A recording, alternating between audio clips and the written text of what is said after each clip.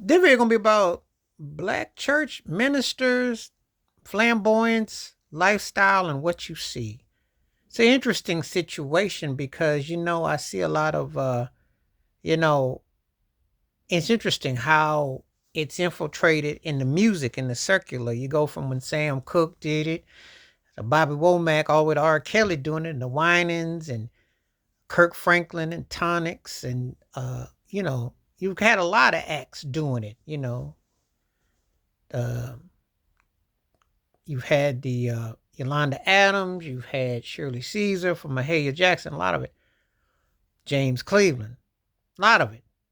The flamboyance, the blur and the lines of it. You think about Al Green did it. What made him do it? How did it come about?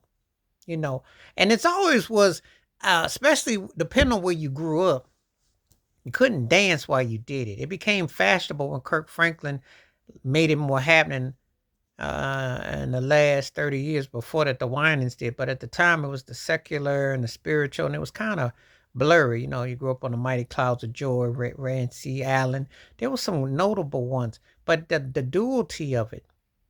Recently Jermaine Dupri had spoke out about, he said that the reason why R&B is suffering so much is you don't hear the church in the music no more, because that was the foundation with so many vocalists from there. Obviously Marvin Gaye. You heard it.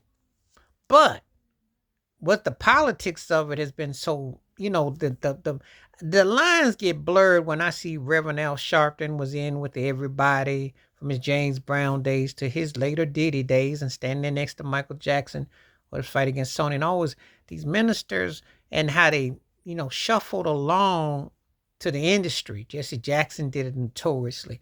Farrakhan did it notoriously. It's like the art affair and the imitation. How's that line going? Do you like your black ministers with your music artists? And I say that in the sense that the hip hop summits and different things, but then the flamboyance of it and the entertainment aspect of it. What does it mean? There's a stance about it, So what does it mean when I see the ministers with the R&B and the rappers and the bought and paid aspect of it? And also, what do they know? And then also, TD Jakes hanging out with Diddy. What does that mean? Other ministers associated with Jay-Z and all these other folks. What does it mean? Because there's no differential.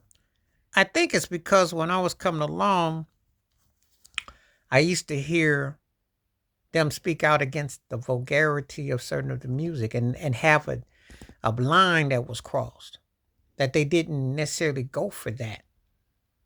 But then some of those lines have been very blurry, been very, kind of like you kind of wonder uh, what's the fine line these days. So I'm kind of puzzled. I'm very puzzled by when I think of, because I know they bought and paid off by the government that's tax exempt. And then, of course, the lifestyle and the flamboyance and the things. And you can go all the way back from a guy like a Reverend Ike, who was kind of like a cross between Billy D. Williams and Jesse Jackson, with a lot of flair, with the Jackie Wilson kind of nod. It's always been kind of a blurry line, black minister, an R&B artist, and hip hop. It's actually like kind of three souls of the same coin in a lot of ways, So it got me thinking. I've been seeing a lot of things recently that's got me thinking about how that's all equated. And it's a very fine line with that. And I'll probably do another video about that sometime soon. But tell me what you think. Black minister, the R&B artist, and hip hop. And what do you see a lot of similarities? And are they part of the same gang and the same chain? What you think? Please hit like, subscribe, welcome thoughts, comments, and I do respond. Thank you. Wash your hands. Keep your mind clear. Watch out for another. Share the video if you like, and hit that membership. Stay safe, stay blessed, stay real, stay woke. I'm on one time. Peace.